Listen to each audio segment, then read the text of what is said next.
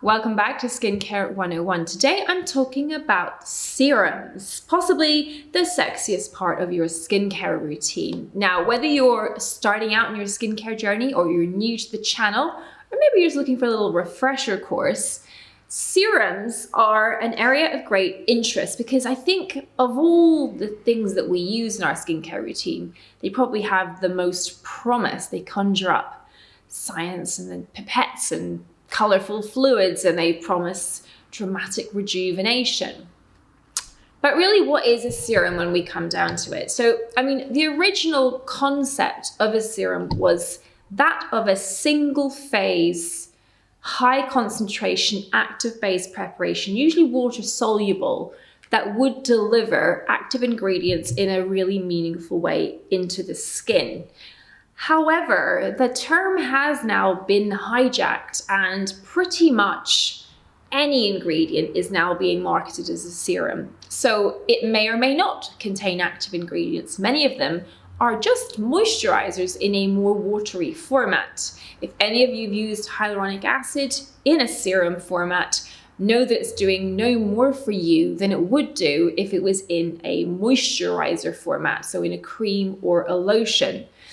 Similarly, when it comes to things like retinoids, yes, there are plenty of retinoids that come in a serum format, but remember that the most effective and the most potent of all retinoids, which is tretinoin or Retin-A, actually comes in both cream and gel format. So at the end of the day, it really is just about the format, the delivery system, and we can deliver all active ingredients in all formats. What's good about a serum, though, is that texturally they allow us to potentially use one or two layers in a way that doesn't interfere with the application of moisturizer and SPF. So it makes for quite elegant layering. And I think that's really important, particularly when it comes to the morning routine. So it's a common thing to find vitamin C in a serum format for that reason. It's very practical, and it's a good way of delivering a high percentage, usually of L-ascorbic acid, into the skin. At the end of the day, though, I want you guys to get the most bang for your buck, the best return on your investment. And when it comes to serums, because there is such a big selection on the market nowadays, I think there's no substitute to learning about active ingredients and knowing which ones are the best for you, so you can seek out the best serum for your skin concern. So when it comes to investing in your skin, a vitamin C serum is one of those things that I think is worthwhile, particularly when it's something like the Bunting Professional C Serum. This one's the 10%, which I tend to think of as a good starting percentage for someone who's concerned with the signs of sun damage. So that's pigmentation, uneven texture, perhaps some fine lines, and maybe some sagging. Vitamin C is a powerful antioxidant. It also helps suppress pigmentation and boosts collagen synthesis and assembly. This is well packaged. The glass is tinted to protect the vitamin C molecules, and it lasts a long time, actually. So I think of this as being expensive, but good value for money. Similarly, the Emapel serum, which contains the patented MEP technology, which is the only product of its kind on the market. Pricey, but offers something that no other product does, and that essentially is to help in perimenopausal and postmenopausal skin to stimulate estrogen receptors to continue to support skin health and function. And it does so very elegantly without any irritation. At the more affordable end, you have our serum, the Dr. Sam's Flawless Nightly Serum, which is a high potency blend of multiple active ingredients that really does deliver. Now, this is not a moisturizer. You still need additional moisturizer, as you do with the other two products. But essentially, in terms of delivering multiple actives in one single step, this packs a lot of punch. So at the end of the day, I think a serum at its core is about activity, it's about problem correction, and I think you need to find those ingredients that will work for your skin. I have lots of videos on the individual ingredients that I recommend, and the problems that they help solve. So please do lose yourself a little bit if you're trying to discover which active ingredients are best for your skin concerns.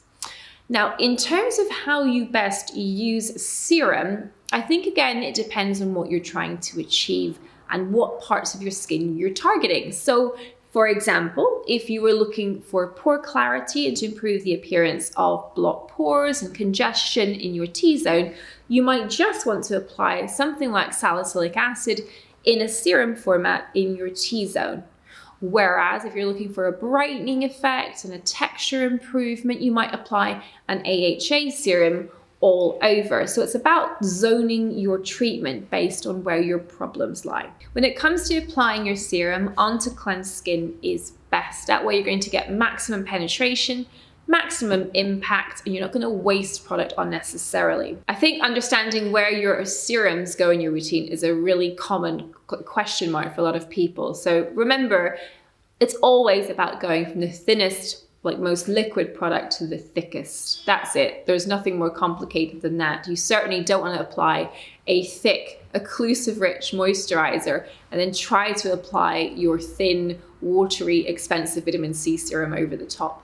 So I think that the key thing to take away from this video is that serum equals action, or at least it should do. You should be buying a serum, hi Ginger, for its activity. That's really the reason to use them. They're in the middle of your skincare sandwich. Your cleanser goes first. Then there's that space for your serums, moisturizer, SPF in the morning, at nighttime, cleanse, serum, moisturizer. Those are the rules of building an effective skincare routine. And you want to place your serum for maximum penetration to get maximum impact. So I hope that was helpful, guys, in terms of how you structure your routine, why each piece of the puzzle is essential, the part it has to play, and how it all comes together. I know it can be incredibly confusing and bewildering trying to navigate skincare. There's so much choice now. And I think that we as humans really crave simplicity above all else. So don't overcomplicate things. Stick to a couple of key active ingredients for your skin concerns. Build your routine gradually. Stick with it. Be consistent above all else. Simplicity and consistency win the skincare game. If you've enjoyed this series, please let me know. There's obviously more content that I could create to go along with this set of 4 videos. So please let me know what else you'd like to see. And in the meantime, I wish you a good day and bye for now.